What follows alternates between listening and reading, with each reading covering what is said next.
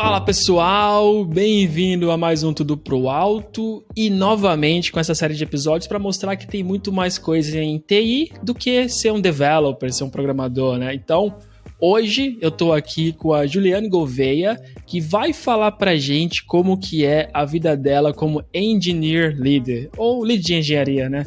Tudo bem, Juliane? E aí, pessoal, tudo bem? Oi, Gabriel. Tudo tranquilo por aqui. Então, primeira coisa falando, né, que a gente trabalha juntos e a gente mora em Portugal pelo mesmo tempo, né? A gente chegou na mesma... Não sei se a gente chegou no mesmo voo, né? Provavelmente foi no mesmo voo. E já estamos aqui esse tempo, então muito legal falar contigo e também ver essa tua evolução, né? Quando chegou aqui tu ainda era developer e agora há mais de um ano vai falar um pouco do que você está fazendo hoje em dia. E aí, já nesse contexto, eu queria deixar para ti para falar um pouco de quem é você e como você chegou aí como lead. Bem, sou a Juliane, tenho meus 30 anos. Eu meio que me apaixonei por TI quando eu era muito pequena. Acho que, sei lá, quando eu tinha uns 12 anos, eu vi um computador e eu falei, preciso trabalhar nisso. E daí calhou que desde cedo eu já estudei muito, tipo, de ficar fazendo página na internet, HTML. E daí quando eu tinha lá meus 16, 17 anos, eu já entrei num curso técnico de informática, já comecei a aprender a programar. E com os meus 18 anos, eu já estava na faculdade e já fazia estágio na área de TI. Então, eu comecei muito, muito cedo na área. Então, eu tenho meus 30 anos, mas desses 12 eu já trabalho com TI, com programação desde sempre. Que legal. E agora como lead, certo? Acho que meio que quando a gente começa na área, a gente começa evoluindo. Então, a gente começa como estagiário, daí júnior, pleno, sênior, daí chega a momento de decisão, né, que você tem que decidir. Uhum. Normalmente, no Brasil é mais comum, eu vou para arquitetura, eu vou para manager,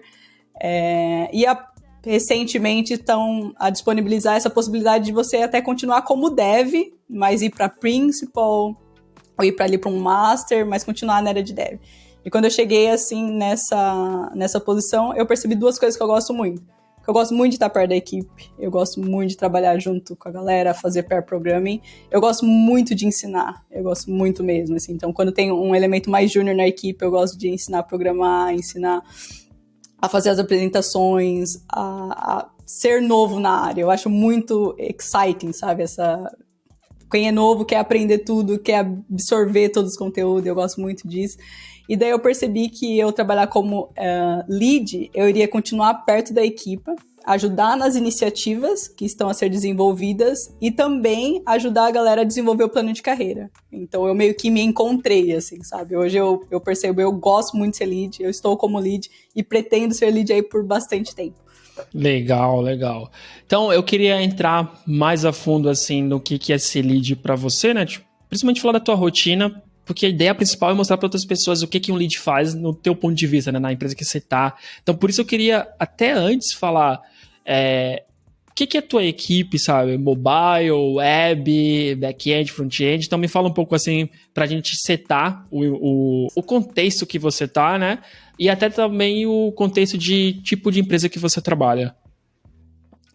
Tá bem. Eu trabalho junto com o Gabriel, né? Eu trabalho na Farfetch, que é basicamente um e-commerce / marketplace. E a minha equipe é uma equipe inteiramente de back-end. Então, eu não tenho front-end na minha equipe. Nós trabalhamos na tecnologia C#, .NET. E a minha área, ela é responsável pela ordem que os produtos aparecem na listing page. Então, quando você entra lá no site da Farfetch, clica lá em Women, Bags, vai aparecer as bolsas, a ordem que aquelas bolsas aparecem vem da minha equipe. Nós somos uma equipe, atualmente, na minha equipe, nós temos 4 devs e um QA.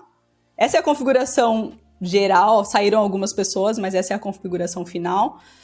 Mas eu trabalho muito próximo com cientista de dados e machine learning engineer. Então, eles que geram o algoritmo, que tem os modelos de AI, que fazem toda a mágica acontecer. E a minha equipe de C#, nós pegamos isso e trazemos para o usuário final. Bom, ainda bem que você citou já as outras pessoas, né? Cientista de dados e qualquer outra? É Machine Learning Engineer. Machine Learning. Tá, legal, legal. Acho que uma coisa que é importante falar, né? Porque quando tu comenta assim, a ordem dos produtos lá no site parece uma coisa até simples, mas quando você tá num e-commerce, ou até mesmo num site que o fluxo é muito grande, um site de notícias, né? Aquela ordem faz uma diferença de milhões, né? Então, tipo, tu tem a responsabilidade de colocar como é apresentado aquilo, o que, que a pessoa quer, o que, que ela possivelmente vai querer adicionar, como eu faço com que ela veja um outro produto que pode ser também, né, se encaixe com esse aqui, que se encaixe com o perfil dela. Então, sei lá, é algo muito mais complexo do que a gente pensa, né, quando a gente é só um usuário de um e-commerce. Basicamente, assim, a missão assim, da minha equipe é que a pessoa que entra no site, o primeiro produto que ela vê seja aquele que ela quer comprar. Assim, o nosso objetivo é não passar, a pessoa não precisar navegar até a página 5 para encontrar o produto que ela quer. Então, é muito bacana. E para isso a gente usa todos os recursos que a gente tem, conforme os itens que as pessoas olham, que adicionam no carrinho. Assim, tem uma complexidade um pouco grande, porque também tem o mercado, a região que a pessoa vive. Assim, são muitos fatores que não só a gente, mas qualquer e-commerce, site de notícias utiliza, assim. Qual é a melhor notícia para mostrar para essa pessoa? Exato. E agora eu queria passar para tua rotina de trabalho, assim. Eu queria começar de uma forma geral, né? Tipo, tu falasse mais alto nível. O que é o teu dia a dia? Ou talvez até para passar por mais coisas, o que é 1 ou 2 semanas, assim, teu dia a dia? E aí depois eu vou fazer depois eu vou fazer mais um apanhado, assim, de quais as coisas que tu tem que fazer, tipo tanto administrativa como a parte técnica ainda, tá? Então, como que é uma sprint tua? Bem, eu trabalho muito, como eu sou lead da equipe, eu trabalho muito, eu tenho a visão interna da equipe e eu tenho a visão externa da equipe. Então, eu trabalho muito próximo de produto, da área de produto, dos stakeholders, de quem tem as ideias, basicamente. E quando essa ideia vem para a equipe, eu ajudo a organizar. Ok, essa ideia está pronta para desenvolvimento, essa ideia precisa de mais estudo, essa ideia precisa de uma análise maior. Então eu faço esse filtro quando chega a ideia. E a partir desse momento, eu faço aí um pouco de delegação. Que se eu tenho desenvolvedores seniors, eu passo as ideias para eles e eles começam a explorar, eles começam a fazer estudo, começam a fazer spikes, porque vão ser eles que vão me ajudar a estruturar a iniciativa para entrar no flow de desenvolvimento. Então, a gente fica ali numa etapa de pré-development. E essa etapa, ela é pré-planejamento, porque para a gente ir para o planejamento, a ideia tem que estar muito mais consolidada. Então, os meus seniors developers me ajudam nessa etapa, que é onde a gente pega tudo que tem para fazer, a gente quebra em blocos, quebra em histórias, prepara para a estimativa. E daí, depois disso, a gente apresenta isso para as outras pessoas da equipe estimarem. Quanto tempo vai demorar, se eles vão precisar de um tempo extra para explorar algum código que eles sabem como faz, mas nunca fizeram na prática. Então, a gente fica ali nesse período de planejamento. Esse período leva... Você pediu para eu falar um sprint, mas normalmente leva um pouco mais. Assim. Normalmente é um sprint só para se preparar para começar o desenvolvimento mesmo. E depois disso, depois que as histórias estão estimadas e a Malta... Eu falo Malta? Como é agora? Eu posso falar Malta? Pode falar. Daqui a pouco... a gente tem alguns ouvintes de Portugal. Eu tenho uma dúvida se é algum português ou são brasileiros, né? Mas vamos lá. Equipe, só a diferença do finalzinho. É fácil, né? De Malta pessoal. É fácil de interpretar. A gente tá... É bom que aproxima as duas variantes, né, do português. Tá bem. Manda bala. E depois que a Malta começa a trabalhar efetivamente nas atividades, daí eu dou um passo mais atrás dessa iniciativa e começo a explorar outras ideias que vêm para mim num processo pré-iniciativa novamente. Então, normalmente, nós trabalhamos em média com 2 iniciativas por vez, uma em desenvolvimento e uma em pré-desenvolvimento. e conforme a iniciativa que está em andamento começa a finalizar, tem a rotatividade, as pessoas começam a sair e vir para ajudar nesse processo de pré-iniciativa. Como eu tenho alguns seniors, eu consigo dividir bem isso. Depois que a iniciativa já está em andamento, o meu papel é mais desbloquear tanto dependências quanto problemas que eles estão a ter, se uma história tem alguma dependência, por exemplo, com infraestrutura, eu tenho que ir atrás de infraestrutura, tentar descobrir o porquê tá a demorar. Então, meu papel, quando a iniciativa está em andamento, é como facilitadora. Então, eu meio que faço ali a guarda da equipe, tento garantir que eles ficam o mais focados possível, porque imprevistos acontecem, bugs acontecem. Então, eu meio que faço esse papel durante a iniciativa. Em paralelo a isso, eu faço o processo de acompanhamento do plano de carreira. Então, eu tenho reuniões semanais com cada uma das pessoas que eu trabalho, onde eu converso sobre os planos para o futuro, como eles estão no momento, se tem algo na iniciativa que estão a incomodá-los, como eles se sentem. Então, eu faço muito esse acompanhamento para eu perceber primeiro, se a pessoa está feliz no que ela está fazendo, se ela tem perspectiva de continuar na empresa por bastante tempo. Eu meio que sou esse radar para perceber como está a saúde da pessoa em relação à empresa e em relação a ela mesma, né? Se ela está bem, se ela está dormindo bem. É algo que eu acho que como lead é muito importante, essa empatia, não só pelo trabalho das pessoas, mas pelas pessoas mesmo, sabe? Porque é o que vai garantir tanto a saúde da equipe como a saúde da empresa, porque pessoas felizes produzem mais. E é isso que eu tento garantir. Tá bom, então eu vou dividir então isso em duas partes para tentar ir mais a fundo no que tu está falando, né? Então, primeiro na parte do trabalho que tu faz, né? Tipo, de pegar iniciativa, né? E até, assim, aí tu me corrige se eu estiver errado, né? Que a estrutura é iniciativa, é algo maior, que aí tu comentou também histórias, tasks, né? Que é quando vocês pegam algo maior que vai ser entregue, algum objetivo de negócio e quebra mais em coisas que os desenvolvedores vão fazer, né? Então, pelo que eu entendi, tu trabalha sempre em duas trilhas, que é o que a gente vai fazer no futuro, então tu vai quebrando umas pedrinhas lá, né, para ir traduzindo isso com os stakeholders, que tu mencionou, e aí acho que normalmente são pessoas de negócios, correto? Uhum, sim? Normalmente. Product managers. Mas é que assim, os meus stakeholders normalmente são comercial e marketing, sabe? Então... Tá bom. Então não é necessariamente o Product Manager, né? Por isso que tu falou stakeholders, porque tem uma variedade diferente de pessoas que chega pra ti. Tem muita gente interessada na ordem que os produtos aparecem. Boa, não, faz sentido. Claro que o que tu falou é só um exemplo, né? Pra ficar claro. Mas entendi. Então tu vai ter várias pessoas, tu vai traduzir. E nessa interface que tu faz com eles, assim, existe algum tipo de documento específico que tu cria? Ou, tipo, cada pessoa chega ao pedido de uma forma e aí é o teu papel nessa equipe específico, né? Porque eu acho que, como a gente até falou, o papel do lead pode mudar, né? De empresa em empresa. Mas na tua específica, tu que tem que traduzir sempre para os developers de alguma forma? Ou tu tem que guiar esses stakeholders para como que eles escrevem ou pedem isso? Basicamente, os stakeholders têm a interface da PM, nós temos uma Product Manager, que ela faz essa interface, então ela já refina um pouco essa ideia, e eu faço mais o papel de traduzir a ideia para o técnico. Mas a gente sabe que durante o processo de desenvolvimento, muitas pessoas têm muitas ideias, e algumas ideias precisam ser lapidadas no caminho. Então, sim. Eu ajudo ali a fazer quando eu ajudo eles fazendo as questões mais importantes, as que precisam ser respondidas. Então eu faço esse papel de refinar a ideia um pouco mais, para quando eu levar para a equipe técnica, já termos algo concreto ali, já temos requisitos, né? Deixa de ser ideias para se transformar em requisitos.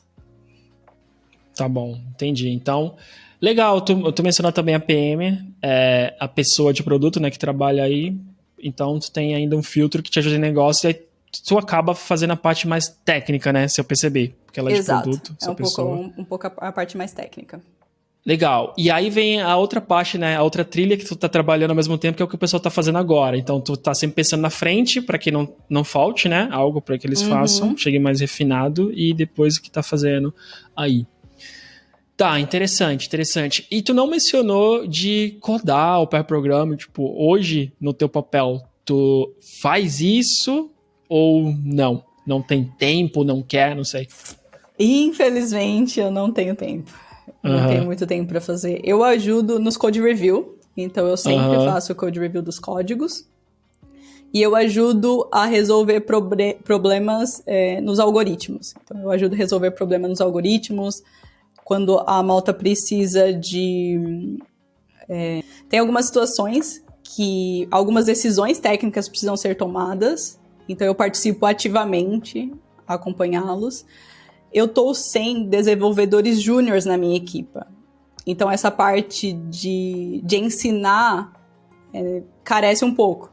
Porque os meus desenvolvedores são mais mid e seniors.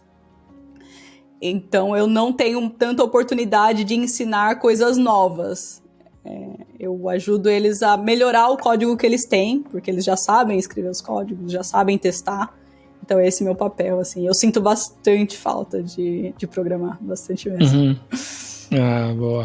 Tá. E tipo, tu programa, então, mais quando tem alguém novo na equipe, que aí tu ajuda ele. Exato, que daí é muito mais fácil. Ah, legal. É um problema bom de ter. Vamos lá, né? Por mais que tu não goste, acho que... Não sei, depende. Se tu gosta muito de programar ou de ensinar, acaba... acaba porque, assim, faltando um pouco. Falta, né? Falta. E é sempre bom tu formar alguém, assim, porque acho que acaba te ajudando, né? Ajuda a pessoa e te ajuda também a ir evoluindo, refinando como explica as coisas. Então, tá. Algo que eu acho interessante é que, por exemplo, eu tenho uma equipe e eu tenho bastante seniors. E cada um tem a sua especialidade, basicamente. E quando eu era uma dev, como eu era desenvolvedora há 2 anos atrás aproximadamente, uma das coisas que eu gosto muito é design pattern. Eu sou louca do design pattern, eu adoro estudar, eu sei bastante. Então, algo que eu consigo ensinar para eles ainda hoje é isso. Então, às vezes a gente tá com um problema, eu tô a ver que eles estão a resolver de um jeito um pouco mais complexo, eu chego e falo, tem esse design pattern, eu acho que ele vai te ajudar. Mas isso é porque a minha equipa carece de alguém que tenha tanto esse conhecimento. Porque se tivesse algum dev que gostasse tanto quanto eu gosto e que trouxesse isso mais pro dia a dia, provavelmente eu não precisaria fazer. Mas eu gosto. Então me dá ali uma oportunidade de dar um pitaco. Que bom.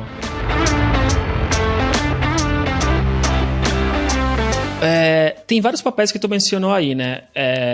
A pessoa de produto e depois a equipe de desenvolvimento, que tu tem as pessoas de desenvolvimento e também tem ali quem faz o QA, né? Tem o QA, ou a QA. E tu mencionou outros papéis como cientista de dados e machine learning engineer. E aí eu queria saber como que é a tua interação com eles, assim, tipo, eles têm que te trazer coisa para você implementar, você tem que consultar eles, então como que funciona? O nosso trabalho é bem colaborativo. O papel do cientista de dados, ele funciona assim no ciclo de vida de uma iniciativa, antes e depois. Então, é o cientista de dados que é responsável por analisar todos os dados que nós temos disponíveis sobre o user ou sobre outros aspectos da página, da Product Listing Page. E ele constrói um modelo de dados que vai ser treinado, basicamente um algoritmo, uma AI, ela vai ser treinada, vai ser predita e vai gerar um resultado final. Esse resultado, ele está dentro da área de dados ainda, e ele precisa ser moldado, basicamente, vou chamar assim.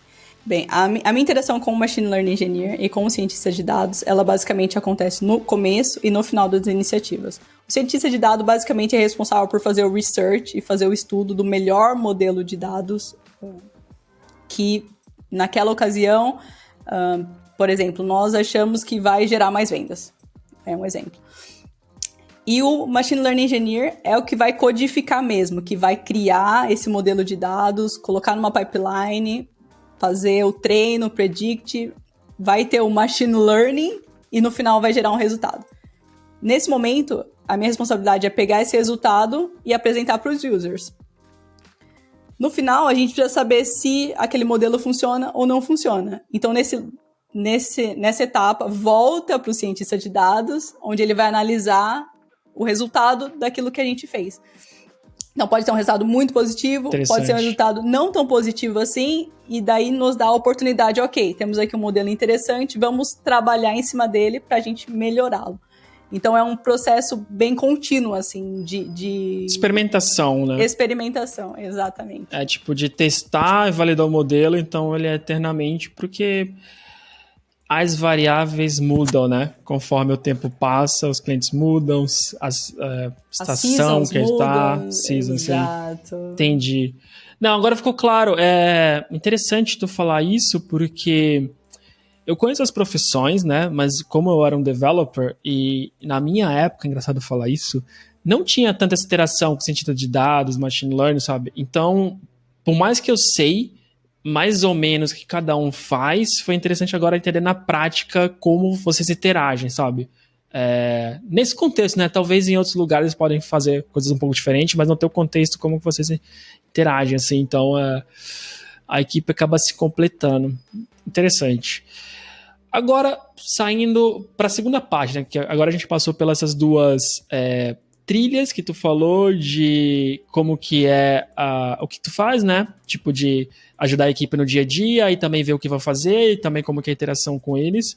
Eu queria saber agora sobre a tua interação com a equipe mesmo, a tua forma de gestão, sabe? O que que tu faz? Porque tu mencionou sobre cuidar da carreira das pessoas, sobre ter one-on-one semanais, né, que é aquela reunião que estão só vocês. E eu queria que tu fizesse mais um aprofundamento nisso. Primeiro, pensando na one-on-one, o que que é, qual que é o teu modo de fazer isso, e aí depois eu passo para as próximas perguntas. Basicamente, eu tenho essa reunião semanal, alguns quinzenais, depende muito das pessoas. Algumas pessoas gostam de estar mais perto, outras preferem um pouco mais de espaço. E eu meio que oriento ela baseado no período do ano que a gente tá. Então, por exemplo, começo do ano, expectativas, temos o ano inteiro pela frente, o que queremos aprender, o que queremos evoluir. E é meio que nesse período que a gente faz um setup de um plano pro ano. Então, tem pessoas que são mids, que querem ser seniors, pessoas que são seniors, que querem ser managers. E é no começo do ano que a gente define isso, o que as pessoas querem aprender. No caso, como eu já passei por várias dessas etapas, eu consigo guiar um pouco, tanto tecnicamente, que tipo de conhecimento técnico essa pessoa precisaria ter para atingir o próximo level. E eu tenho a responsabilidade de trazer oportunidades para as pessoas desenvolver aquilo.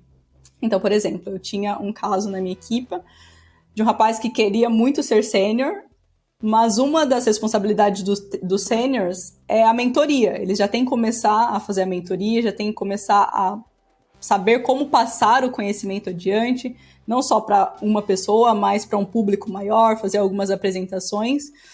Então, no meu papel com eles, a gente define aonde eles querem chegar, e eu tenho aí o papel de trazer oportunidades para, no contexto da equipe, eles conseguirem desenvolver isso.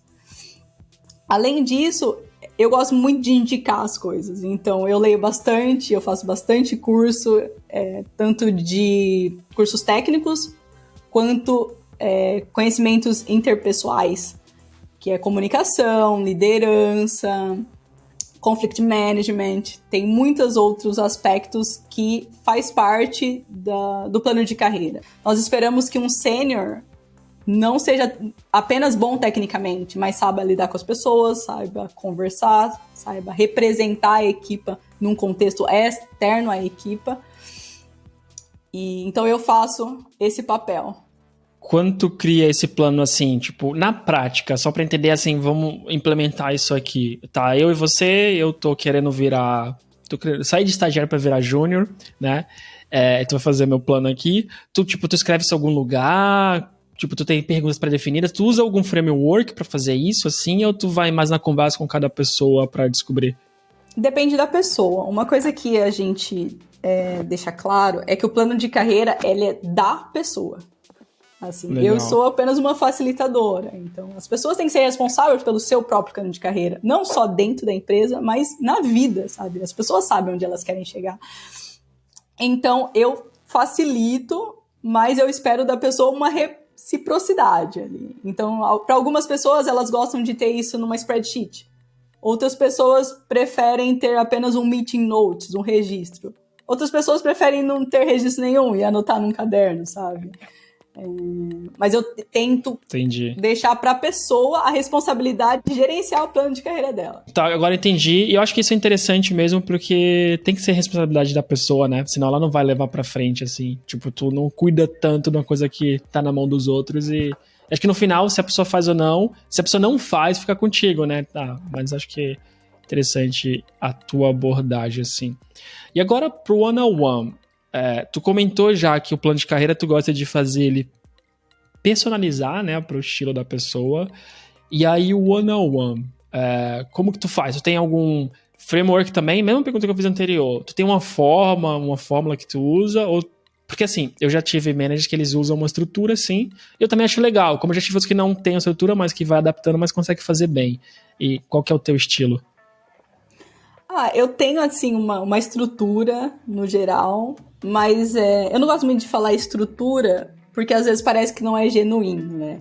Então, normalmente, é aquele quebra-gelo no começo. Ele acontece, faz parte, é bom, né? Não só em one-on-ones, mas em reuniões em gerais. Mas eu gosto muito das pessoas que eu trabalho. Então, eu tenho interesse genuíno em saber como elas estão, em saber da família, do cachorro, do papagaio, periquito. Eu realmente gosto de conversar. Então, as minhas one-on-ones são sempre muito divertidas e é muito animado. Porque eu pergunto como eles estão, se é final de semana, o que aconteceu no final de semana, a gente troca ideia, eu conto como foi o meu, a gente faz essa troca.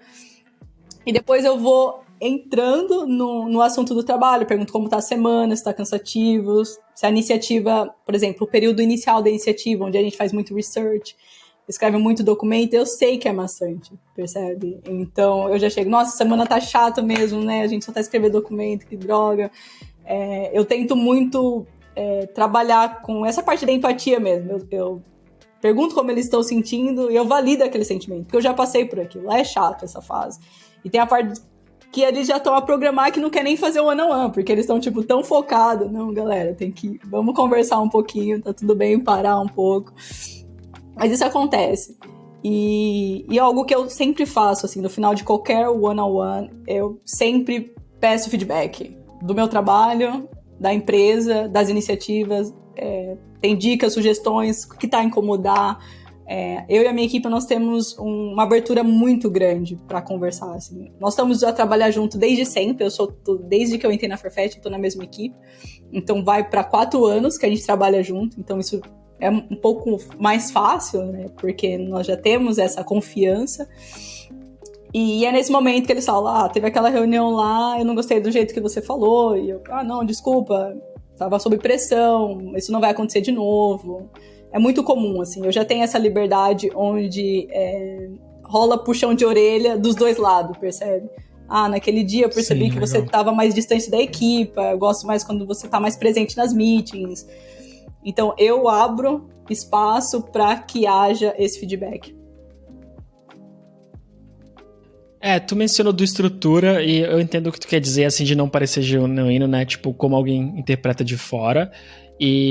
Só que eu acho que pelo contrário, né? A gente mostra a tua organização e o teu cuidado. Porque, por exemplo, se tu for falar de estrutura como feedback sanduíche, eu acho... Putz, desculpa pra quem usa, mas eu acho uma merda, sabe? De querer inventar coisinha pra falar... Aí você fala qual que é o defeito. Eu acho que essa estrutura é falsa e transforma as pessoas... Falsa é uma palavra muito forte. Mas acho que transforma as pessoas um pouco num robozinho, assim, né? Então sim, é mais legal tu construir as coisas.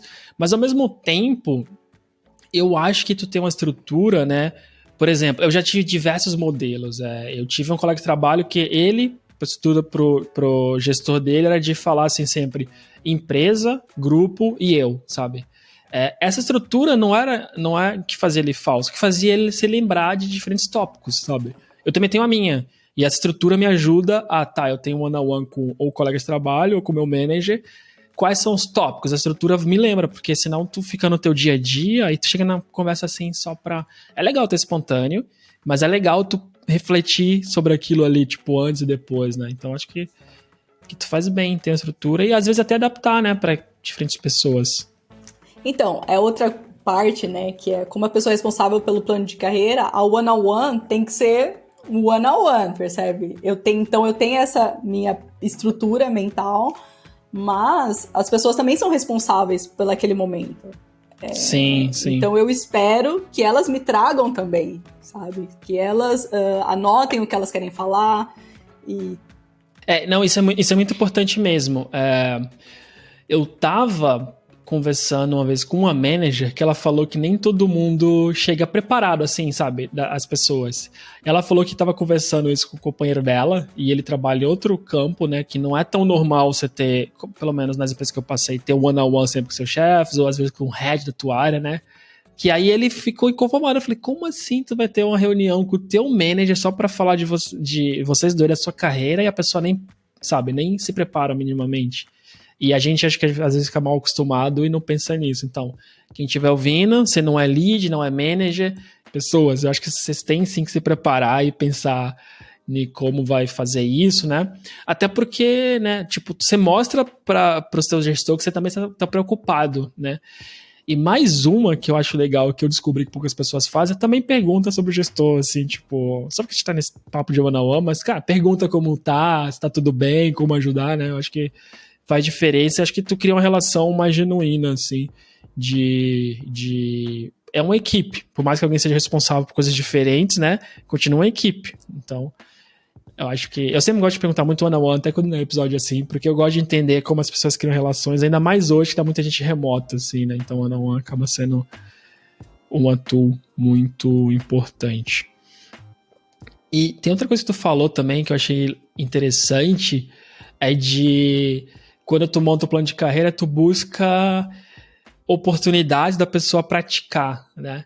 E essa é uma coisa, assim, que eu já vi falhar até na minha carreira de eu montar planos, assim, de quero aprender algumas coisas. E o plano consistia em estudar ou fazer cursos, mas, tipo, não é um conhecimento consolidado, né? E aí acho que é legal que tu já tem na tua cabeça de que como que eu vou achar oportunidades para que essa pessoa consiga colocar em prática o que ela tá aprendendo, né? Que é o que de fato faz com que aquilo fique internalizado, né? Exato. E eu gosto bastante disso, porque eu consigo, como eu tenho a visão ali do futuro, basicamente, como eu tô a planejar o presente e o futuro, eu tenho uma visão mais a longo prazo, eu consigo prever algumas oportunidades que vão aparecer.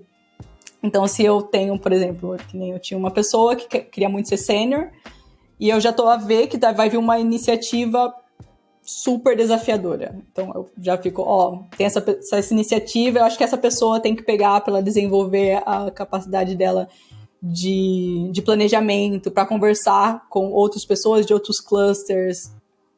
Então, eu consigo fazer essa parte de criar oportunidades, mas por causa disso, porque como eu tô com o pezinho no futuro, facilita. Legal. Agora que a gente falou dessas duas partes de iniciativa e pessoas, né? Queria saber, se tu pensasse assim, mais ou menos, em cada semana irregular, ainda mais agindo nesse mundo dinâmico, né, que a gente vive, você ocupa... vamos dizer assim, investe, é uma palavra melhor, mais tempo nessa parte de iniciativa ou das pessoas, na tua realidade de hoje? Tipo, não que qualquer um dos dois seja ruim, depende do teu momento de equipe agora, mas hoje tu tem que investir mais tempo em qual delas? Então, a minha equipe é uma equipe muito sênior, então eu invisto muito mais em iniciativa do que nas pessoas, porque como eles são sênior, eles já sabem muito bem para onde eles querem ir, eles sabem as coisas que eles querem aprender, então é muito mais fácil. Mas quando eu atuei com equipas com pessoas mais júniores, daí as pessoas requeriam mais o meu tempo. Acho que tem muito também essa de autonomia, né? Tipo,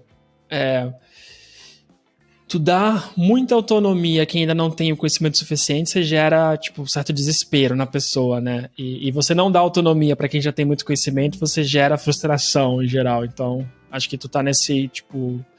Pelo que entendi, a tua equipe já consegue se fazer as coisas sozinho, então tu fica mais pontual, que foi o que tu falou ali atrás do design patterns, né, e tipo, coisas mais pontuais. Então. Exato, eu consigo fazer essa parte de facilitadora mesmo, sabe? Eles não precisam de mãos para codar, eles precisam de pessoas para facilitar o trabalho deles, e é isso que eu tento fazer. Não, legal. Eu acho que isso que eu sempre espero muito, assim, de um gestor no geral, sabe? Mais do que... Às vezes colocar a mão na massa quando precisa, né? Quando tá todo mundo ali no buraco, mas eu acho que gestores que conseguem facilitar o caminho, assim, faz muita diferença, assim. Independente do tipo de gestor que é ou do tipo de equipe, assim, acho que sempre faz muita diferença. E agora eu queria saber também, né, como que você é avaliada. O que teu, provavelmente, engineering manager espera de você como engineer lead, sabe? O que ele avalia, o que ele te pergunta, como que ele te dá nota, né? Porque eu acho que a avaliação, querendo ou não, molda o teu comportamento, porque ele vai, né, tu vai subir ou não na carreira conforme o que é esperado de você dentro da empresa, né? Então, quais são os critérios de sucesso para ti? Eu acho que, ultimamente, os 3 mais importantes são o gerenciamento de projetos, né? São o gerenciamento das minhas pessoas e o gerenciamento dos meus relacionamentos com os stakeholders. Então, acho que esses são os 3 aspectos que eu sou mais avaliada. Qual deles tu acha o mais desafiador no teu contexto? O gerenciamento de relacionamentos. Acho que os stakeholders... Com stakeholders. Com stakeholders. Acho que esse é o mais... Porque a equipa eu conheço. Eu tô no dia a dia, eu tô próximo, sabe? Eu sei como falar, eu sei como cada uma das pessoas vai reagir às situações. Primeiro que a gente já trabalha junto há 4 anos.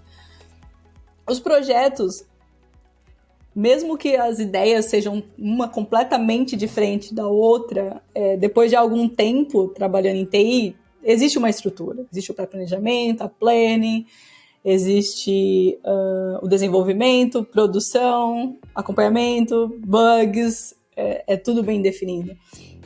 Agora, o relacionamento das pessoas, como cada uma vai lidar com adversidades da vida, pressão,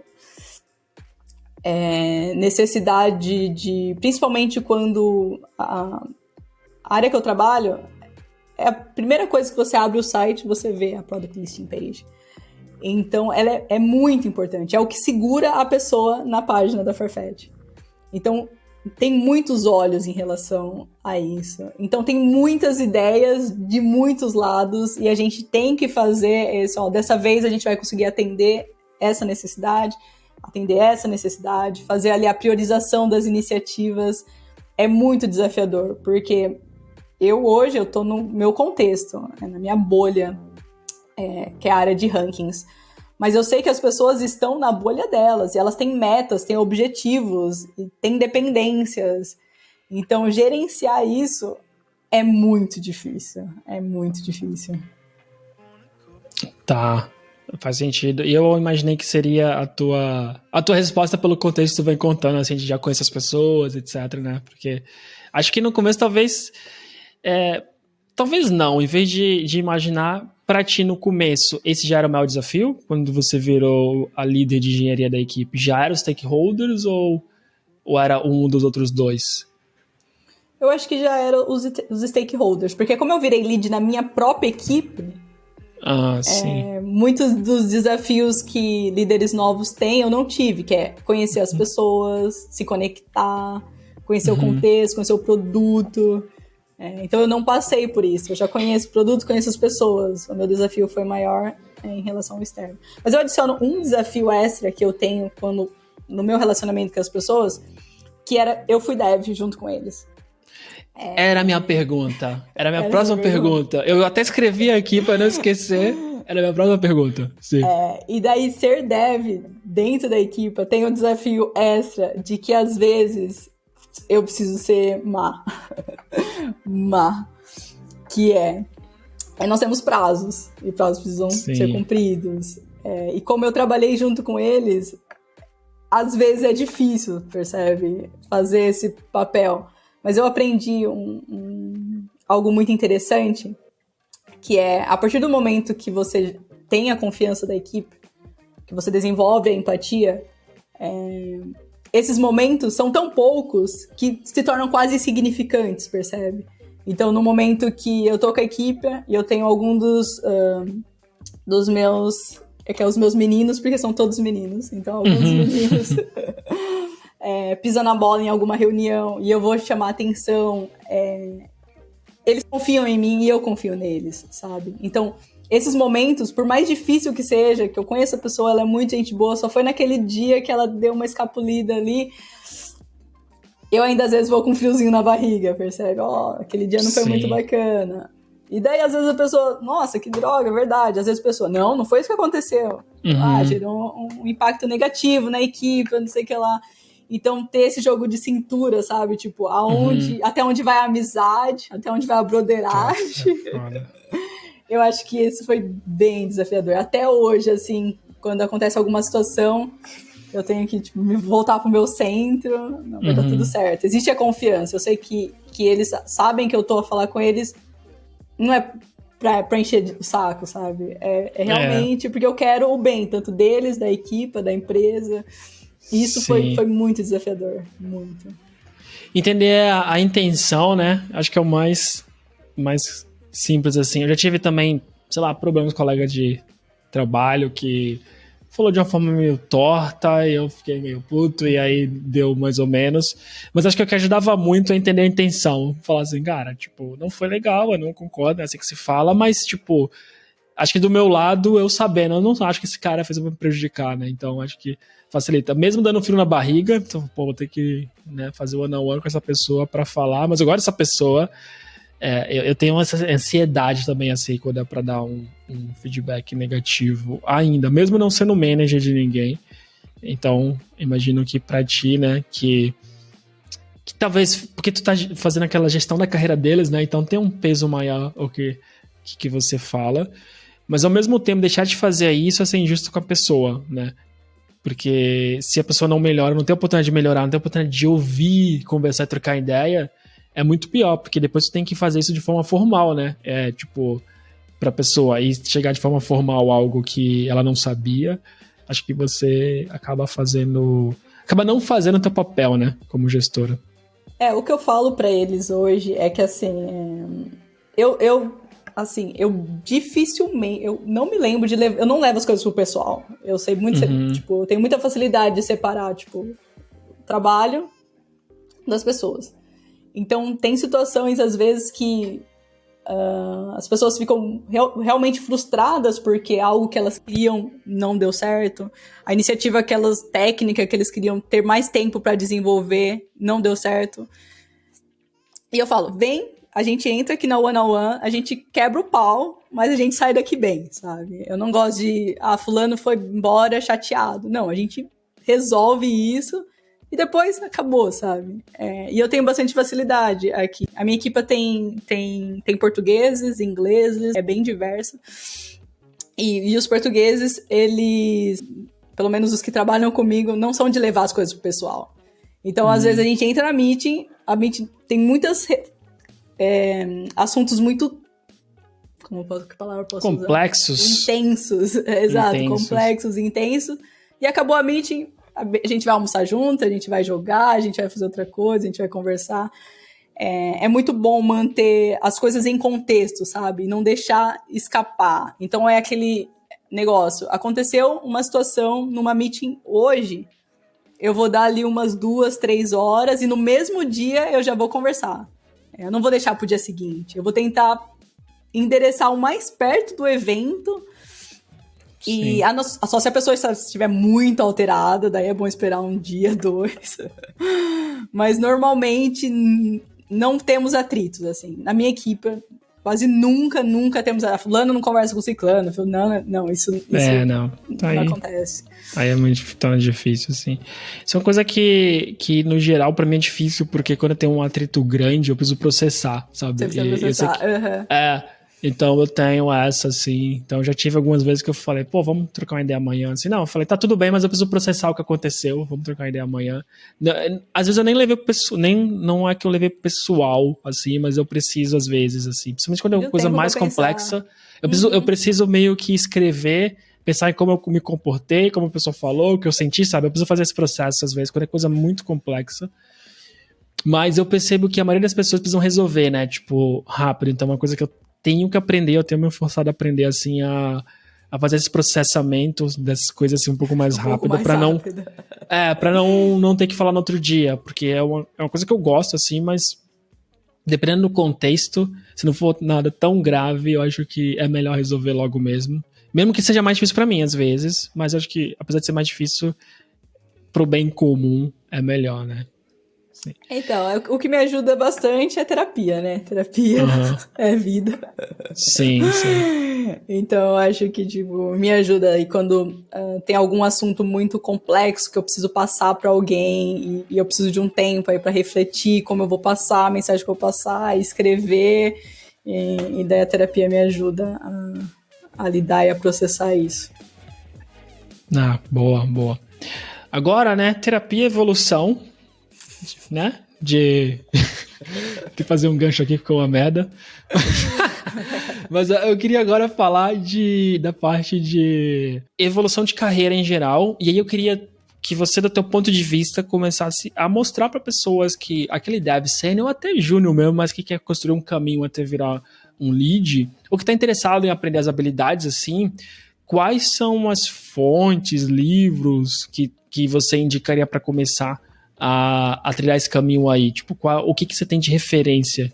Acho que para quem tá a começar, acho que é muito, muito importante encontrar alguém que você admire, que seja um manager, um gestor, que seja alguém que você se inspire, basicamente. Isso ajuda muito e facilita. Porque você já sabe as características que aquela pessoa tem como lead que te agrada. E quando você não tá como lead, você sabe as características daquela pessoa que agrada as pessoas ao teu redor ou desagrada as pessoas ao teu redor. Então você já começa a aprender por exemplo, percebe? Não precisa fazer milhões de cursos, estudar, ler muitos livros, assim. Se você tiver um exemplo real, já vai ajudar muito. Mas, em paralelo, existem muitas skills que não existe essa de, a pessoa... Claro, deve ter pessoas que nasceram com o dom da liderança, sei lá, acordaram e sabem liderar, mas a média das pessoas comuns precisam aprendem. E todo mundo é capaz de aprender. Uns mais devagar, uns mais rápidos, mas é identificar o que você é bom e você pode potencializar na sua liderança e os seus gaps. É meio que fazer um autoconhecimento, percebe? Tem pessoas que sabem que a comunicação não é o forte e pode investir em comunicação. Tem pessoas que não sabem muito bem lidar com conflito. Tem pessoas que têm medo de dar feedback. Eu acho que o autoconhecimento é a melhor... acho que o autoconhecimento é a parte mais importante. É você se conhecer e através disso as pessoas que te rodeiam também podem indicar, percebe? Os feedbacks que você recebe. E também pedir feedbacks. Eu acho que pedir feedback é algo muito importante. É algo que eu faço bastante. Porque no final, um líder sem alguém para liderar não é nada, sabe? Você vai liderar o quê? Pessoas. E as pessoas são o nosso maior recurso. São elas que vão nos dar as ferramentas para trabalhar.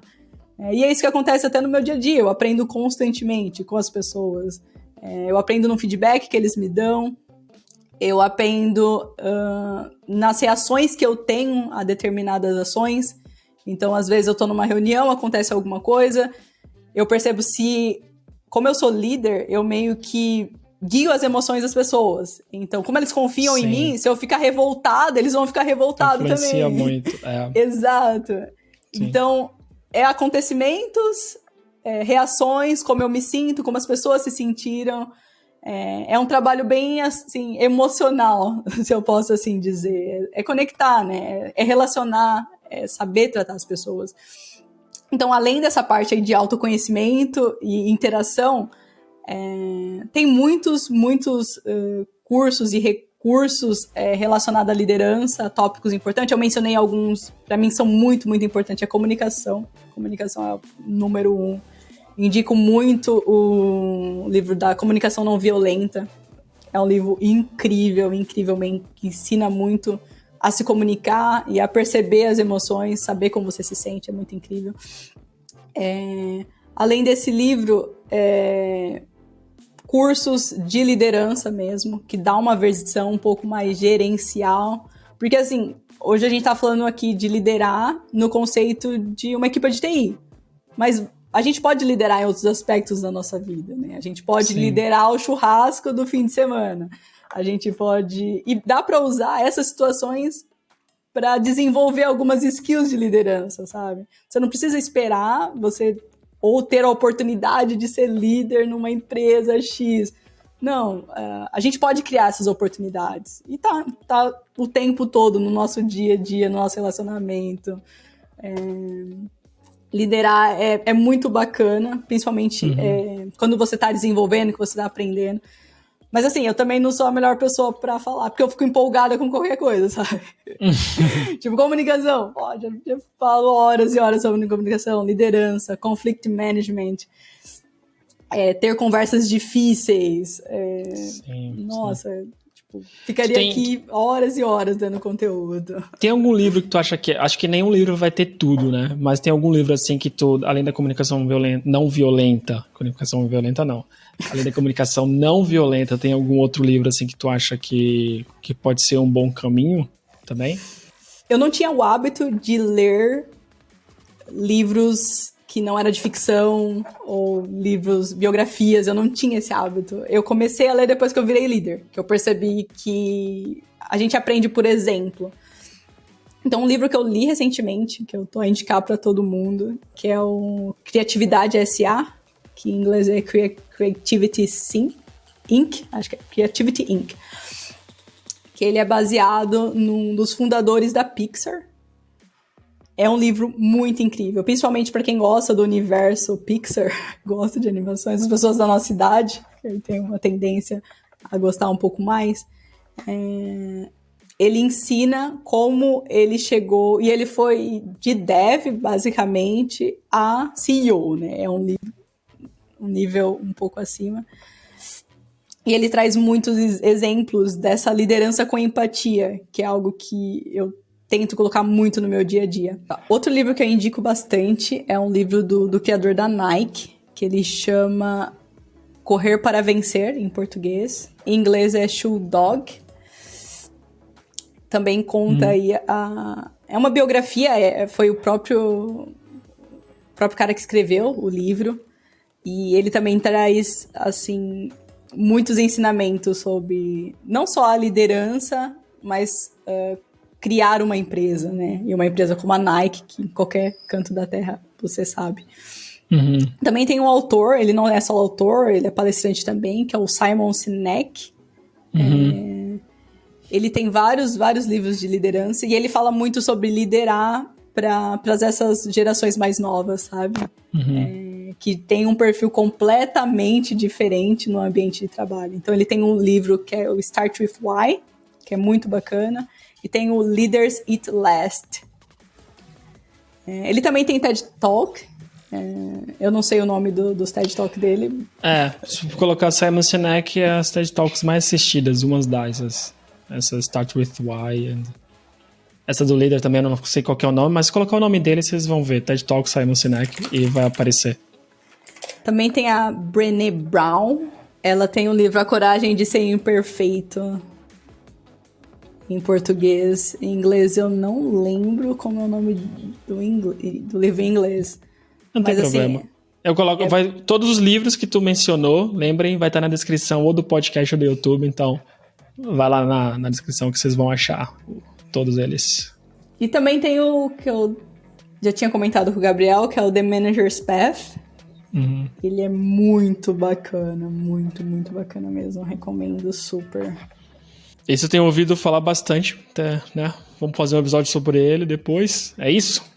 Vamos, bora lá. Muito obrigado. Legal tu passar um pouco da tua experiência também, né? E deixar para outras pessoas entenderem como que é o teu contexto. Tu tem um pouco mais de prática, né? Mais do que uma descrição de trabalho, job description, tu tem aqui como que é na prática que você está fazendo. Então, claro que ninguém vai sair daqui sabendo como que é ser, mas já começa a ter uma ideia de aonde eu começo a estudar, eu tenho que ser bom com pessoas, eu tenho que entender como ter conversas difíceis, sabe? Então, acho que foi uma conversa e um compartilhamento muito rico aqui. Então, muito obrigado por isso. E, como você falou que lê bastante, quiser deixar aí os teus links, o teu Goodreaders, para o pessoal ver onde está, ou qualquer outro link, e o espaço é teu agora no final. Muito obrigado, Gabriel, pelo seu tempo. A gente já queria arranjar algum tempinho, né? E tava difícil marcar, mas deu tudo certo hoje. Foi uma conversa muito bacana. Às vezes a gente não percebe o tanto que a gente faz no dia a dia até falar sobre isso, né? E acho que isso meio que abriu um pouco. Meu Deus, eu faço bastante coisa. Eu leio bastante no meu Goodreads. Eu vou deixar aqui com o Gabriel para ele colocar depois. Tem todos os livros que eu li e que eu tenho intenção de ler, tanto sobre liderança ou quanto assuntos diversos. Assim. Hoje a gente falou do trabalho, mas a gente fala de outras coisas e de filmes e de séries que também faz parte aí de quem eu sou. Acho que nós somos a bagagem que nós carregamos, né? Nós somos tudo aquilo que nós trazemos até aqui. Então foi muito bacana. Espero que quem aí tem intenção de ser lead tenha aberta um pouco a mente. Se quiser também pode me procurar no Instagram. Tô lá, acho que é Juliane Ramos. Pode me encontrar. Se tiver alguma dúvida, pergunta, ansiedades, medos, podem me procurar. Eu vou fazer o meu melhor para ajudar. E é isso. Também sou uma das poucas mulheres na área de TI e também uma das poucas mulheres na liderança, então incentiva aí, vamos galera, mulheres, vem para a área de TI, tem vaga, vai ser muito bem recebidos. É bem desafiante, mas no fim do dia é bem recompensador, então, recomendo. Boa, muito bom, obrigado novamente. Todos os links, pessoal, vai estar na descrição, tanto dos livros como do LinkedIn, Goodreads, Instagram, que a Gil falou agora. Não se esqueçam de, quem estiver no YouTube tá vendo aqui que a Gil gosta mesmo de ler, porque tem uma estante, tem uma poltrona ali com a luz em cima, que é de leitura, né? Então, quem tiver, deixa o seu like aí e já se inscreve. Quem tiver ouvindo também no podcast, Spotify, Apple, Google, Deezer, qualquer outro aí, também segue a gente que vai ter muito mais episódios desse tipo, falando de outras profissões ou papéis que você consegue assumir em TI além da programação. Gil, novamente, muito obrigado e até o próximo. Tchau, tchau. Fechou, tamo junto. Tchau, tchau.